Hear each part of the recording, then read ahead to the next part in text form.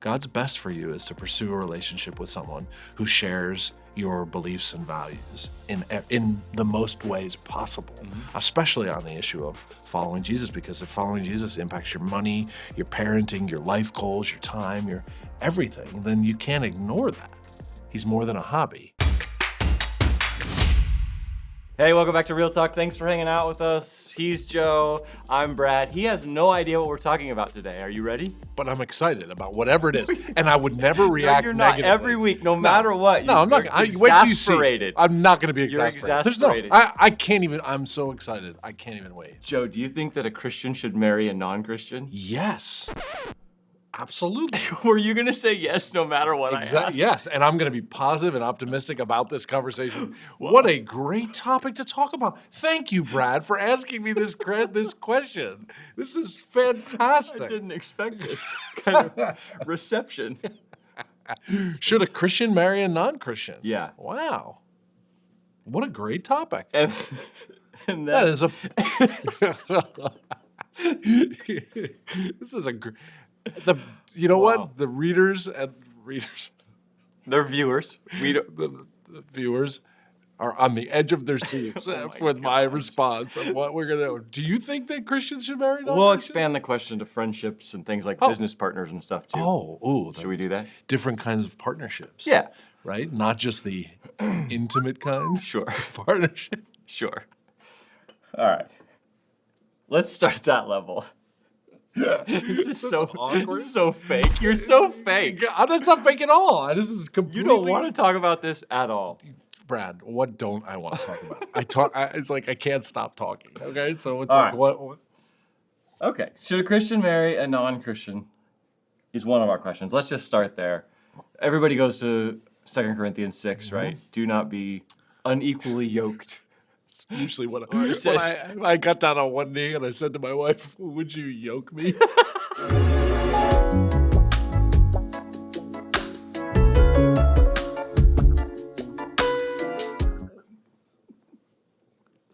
Would you?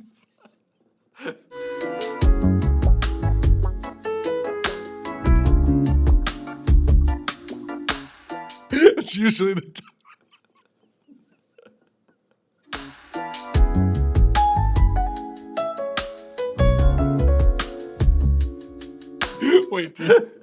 Wait, dear. I would like to yoke with you, please. Can we? Let's yoke up together. Hey, listen, everybody. You better be careful, son. Don't yoke up with that woman. Be careful. She's something. There's women around the country that know that I have 3 sons, and they're going, "Don't yoke with that family. Don't yoke. Do you want to know how to yoke with those boys?" Wow. Okay. That's not what you expected? That's exactly what I expected. What's the text again? 2 Corinthians 6. Do not be yoked together with an unbeliever. And do you know where it comes from? What's the context? It's a quote from Deuteronomy 22. Okay. That and says, what's the context of Deuteronomy 20? It says you should not yoke together an ox and an ass. That sounds like a good picture of my marriage. One's an ox and one's an ass. You shouldn't yoke. So that is in the Levitical code, right? That's in the law section. Yeah. Of something going on. It's a known law. It's a known statement that Jewish people were aware of, that they lived by. And what would be the reason that somebody forward? Oh, you want to go back? What would be the reason why they would do that? The reason they shouldn't do that is because an ox and a donkey, one is clean and one is unclean. Oh, that's they why? They shouldn't be together because so they're not actually talking corrupts. So what is clean. Even in the original moment, it's not actually about it's agriculture. It is, but God is using it as an illustration. So what would be the purpose of not putting an ox and an ass together in a yoke? Well, it wouldn't make a lot of sense, would it? Why? Because one's stronger and faster. Are they going to have the same pace and stuff? They're just doing it in circles.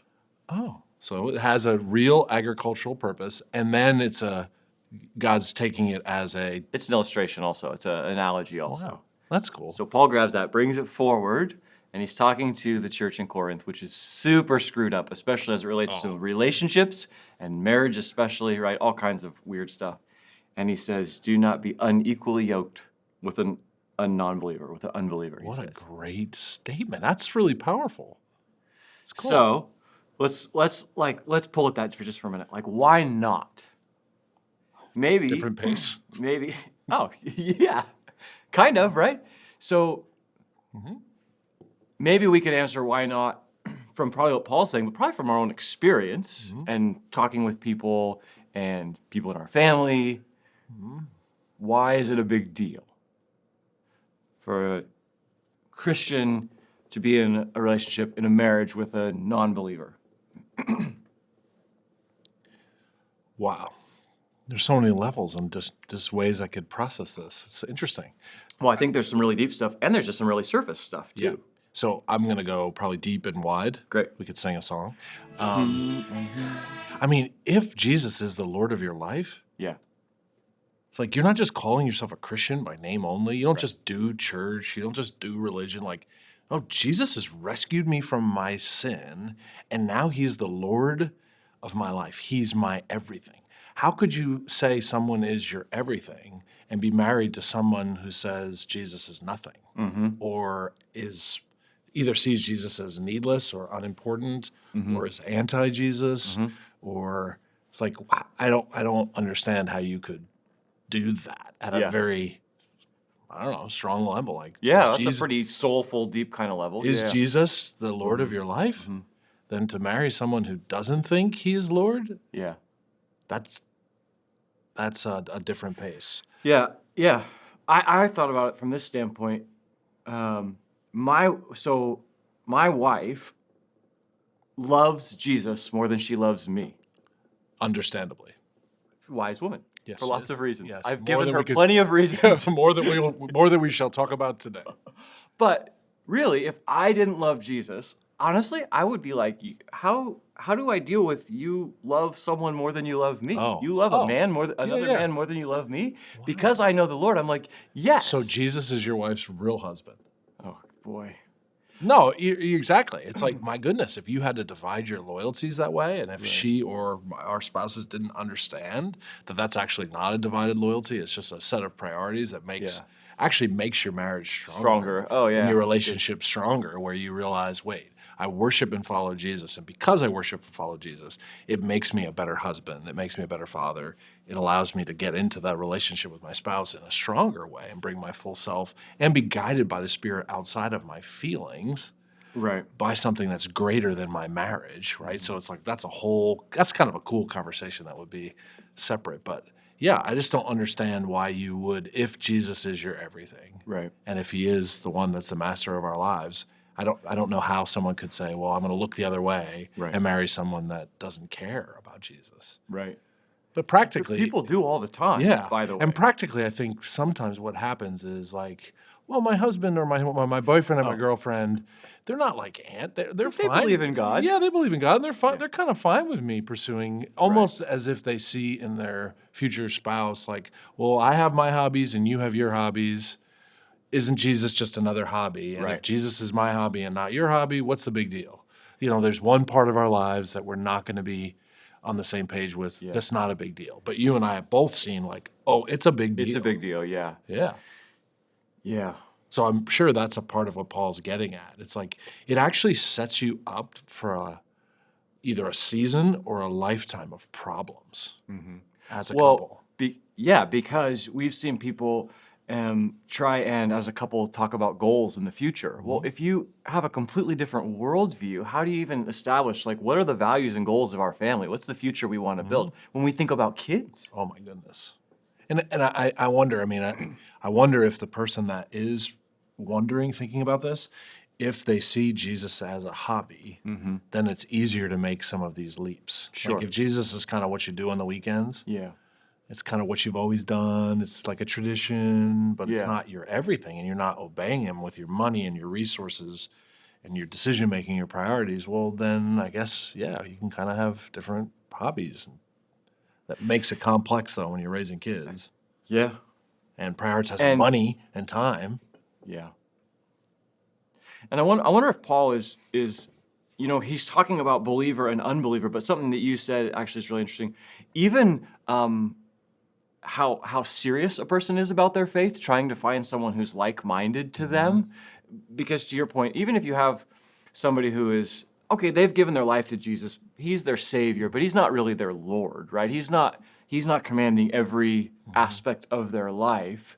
But then you have somebody who is really serious about Jesus. Yes, they both cross the line of faith. They're both Christians, but they're going to be very different and have different sort of sets of ideals and goals. And so even unequally yoked can be, yes, it's believer and unbeliever, but I even wonder for the believer, finding somebody who's as serious as you are Interesting. about your journey with Jesus, if that's Yeah. part of it. Yeah, I mean, when someone dates, are they dating someone that's becoming the best or helping them become the best version of themselves, or staying neutral or going backwards, right? So if we were going to have a conversation about how to sort of shop for a spouse, are you shopping for someone who's going to help you make you the best version, or the neutral version, or the least version? And if you're a follower of Jesus, you want to probably yoke up with somebody that's going to help you become the best version of yourself, not be an obstacle or a hindrance or a neutral. But I think the part of it that is hard is measuring where someone is spiritually is one of the most complex, if not impossible thing to do. Sure. Right? So some people are hearing all of this and they're going, oh my gosh, I should break up with my boyfriend or my girlfriend because I'm unequally yoked, or, they're not as serious as I am about my faith. It's not as simple as that. It's not as black and white but as there's that. Some indicators. Yes, indicators that you should be looking for, and asking the Lord to guide you into that, and at least having the honest, like, if right now there was somebody watching this and thinking, wow, I think I might be unequally yoked with my girlfriend or my boyfriend, you should think about that. Like, dig at that, and talk to people and ask your pastor or your small group leader about what they think, right? It isn't just necessarily like, go break up. That's not the answer, but it isn't just plow forward and ignore it. It's like whenever that rises up inside you where you get a little bit nervous because somebody touches on something that might question something in your relationship, instead of being afraid of that as a person, walk towards that. Ask for help. Ask the Lord to guide you. Ask a mentor for some advice. Don't just hit the eject button because you're like, well, Brad just told me I was yoked up with someone I shouldn't be. Like, or, it's not that black and white. Okay, so probably some people watching who are in a situation where they're already unequally yoked, right? Let's come back to that. I want to talk about that. But let's push into this for a second and talk about friendships. And does what Paul says apply to friendships about not being yoked together with unbelievers? And maybe you could apply like business partnerships. It's like, what do we draw lines where we're not, Jesus was called a friend of sinners, right? And so we don't want to become this sort of clandestine culture that it's like all kind of hunkered down. And yet we acknowledge that there is something different between believers and unbelievers that plays a role in our relationships, right? Yeah. So like I think of boundaries. Boundaries is something that comes to mind. Like I can be sort of friendly or acquaintance with a lot of people. I'm probably not going to be really, really tight friends with an unbeliever, because that person is not being led by the same Spirit of God that I'm being led by. And so I would wonder, how do I deal with really private information? Do I share that? Can I trust them? Because things like faithfulness and goodness and kindness, those are from the Spirit of God. Yeah. Those are not things that we are capable of as people. And I know like that may sound harsh, but it's like you're trying to be wise about friendships. Yeah.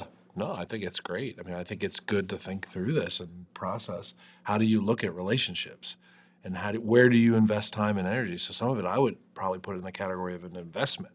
When you're going to make an investment into something or someone, you want to know what you're making an investment in and be wise about that. Be a good steward of your time and energy and your relationships and your, information and confidence and what you share with people. So I think what Paul says too that's helpful is it's just sort of, maybe it's not helpful. I think it's helpful. Just putting on the table that bad company corrupts good morals. Yeah.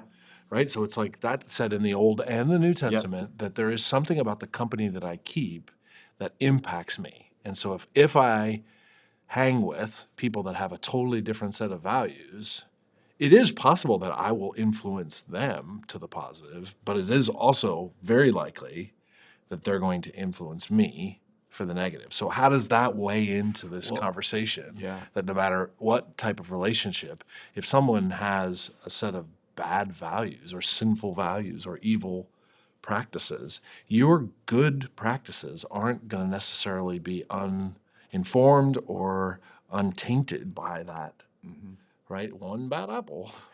I mean, like, there's something silly about that, but it's something is serious true about it. about it. That's true about it. One step I'll take maybe back from this, because I always have to step back. This probably has nothing to do with it. An interesting tributary. Maybe they'll just delete this out. But when Paul would go into a town in Acts, he would typically find his greatest audience among God-fearing people. Yeah. So what would it be like? There's a difference between someone who's a pagan, pagan meaning like almost like F you God. Yeah. Like totally Yes. anti-God, Okay. All right. completely wants nothing to do with God. Okay. That's different than the kind of person who's sort of neutral. I don't really care. Which is different than someone who's like, no, I don't know God. I don't have a relationship with God, but there's something inside me that fears God. There's something inside me that knows there is a God, that knows there's some sort of higher moral compass, moral authority. I have this cool relationship with a guy who is not a Christ follower, but I would trust him more than a lot of Christ followers because he's a God-fearing person. He doesn't know the name of Jesus yet, but there's something inside him that is morally drawn to a creator. And I think Paul would walk into his house and go, this guy's a God-fearing person. And because of that, it does change the relational dynamics that I have with him, which is different than someone who's sort of neutral or someone who's anti-God. But There's you a might still difference- have some boundaries with that person, Yeah, right? yeah. But I probably, like this specific situation, I would probably go into a business partnership with this guy where I could see, because, and I've known him for 15 years, it's like an absolute moral compass that comes from his family line has been Christ followers. He's walked away from it and never been a part of it, but he's grown up in it. And the way he frames and sees the world, he fears God. And so I could see there's ways I could see partnering with him in different things. And there's things we've done together as couples and leaders in the community that our partnership is great. Would I have the same, there's some Christians I wouldn't go into partnership with, that we have the same Christian values, but it's like, that dude's shady, right? It's like, I don't know. So it's not as carte blanche or sort of cut and dry as all or every. But Okay. I think the principle of being wise with boundaries and bad company does corrupt good morals. Because is there no place for missionary dating? There is no place for missionary dating. Are you saying that seriously? I'm saying that. I think there is. You do? But there's a That place that's for the purpose that you would date someone, to bring them to Jesus? Well, I mean, if I'm following the Great Commission at its highest level, isn't everything I do to advance the kingdom of God? And Yes. is it possible? Yes, but entering into a relationship with the potential of marriage and sort of secretly underneath as I'm evangelizing. What happens you, if I'm not secretly I guess underneath? if you're just if I'm super just out and straightforward. straight out, Yeah, but you're still like giving your heart to someone in an Well, intimate way. It's you still haven't about given boundaries. Yeah, but isn't there this is great? Let's arm us. I mean, is it possible that someone could be?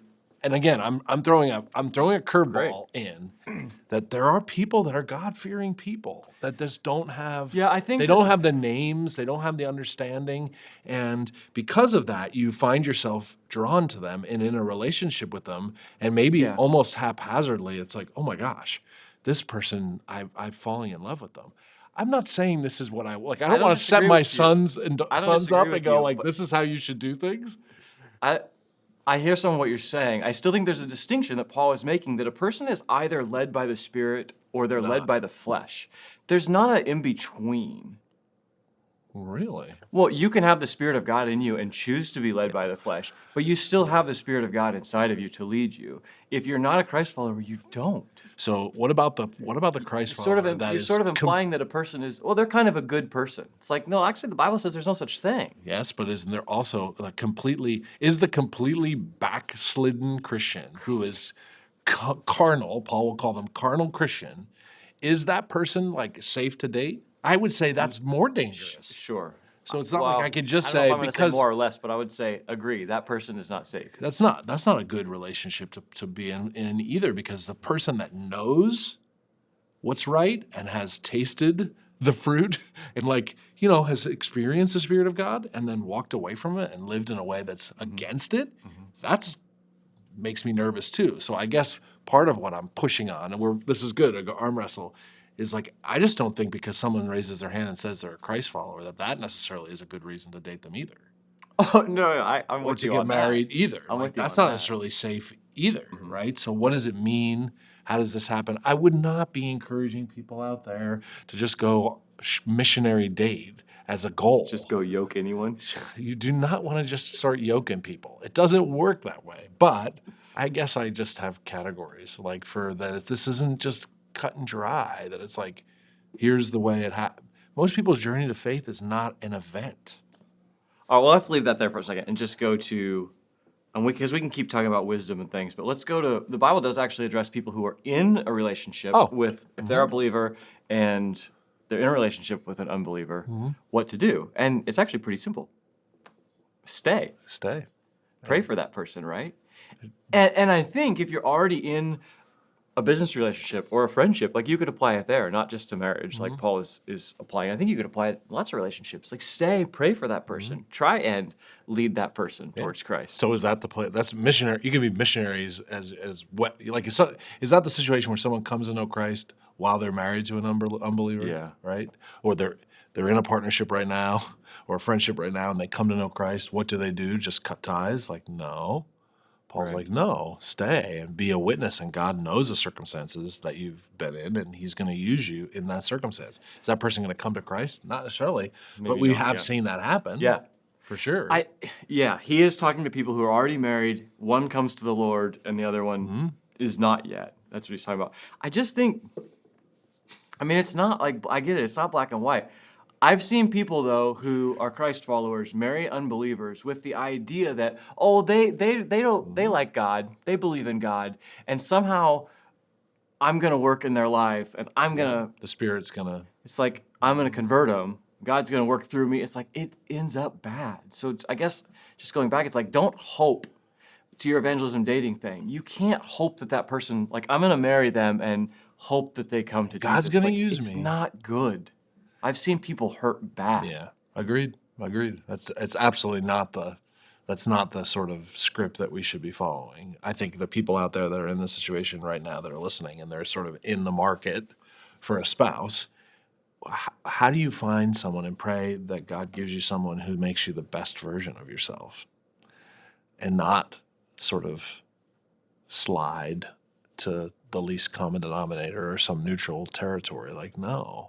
It's like God has good things. And I think God never tells us to do something where he doesn't also want to provide for us the answer and the opportunity, right? So it's like there's people listening right now to this that are struggling because maybe they have fallen in love with someone who's not a Christ follower. Sure, and like, what do I do? And what do I do? And it's like, okay, first and foremost, don't ignore this conversation. Don't just tune out. Don't just throw the Bible away. Don't say, put your head in the sand and think it's just going to change because it's like, no, you lean into. If something rises up, you lean into that and figure it out and invite God into that and invite other people into that to give you advice and perspective to help you, right? So if that person's out there, I certainly wouldn't think that's the script.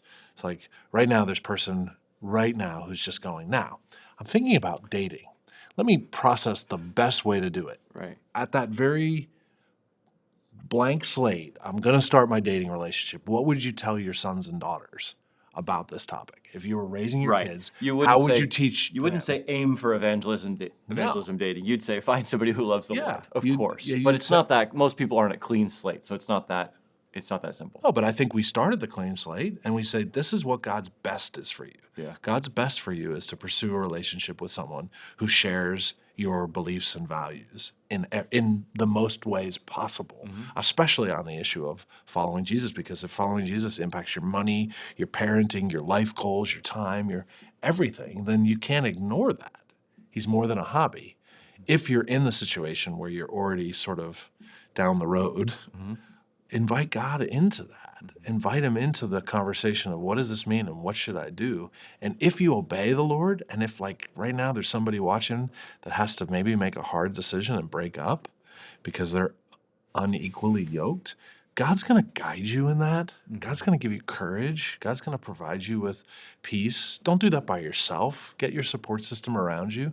Tell them I'm making a difficult decision to obey God and trust that God's got good things planned for you when you obey him. Does that mean he's going to give you a spouse that loves Jesus?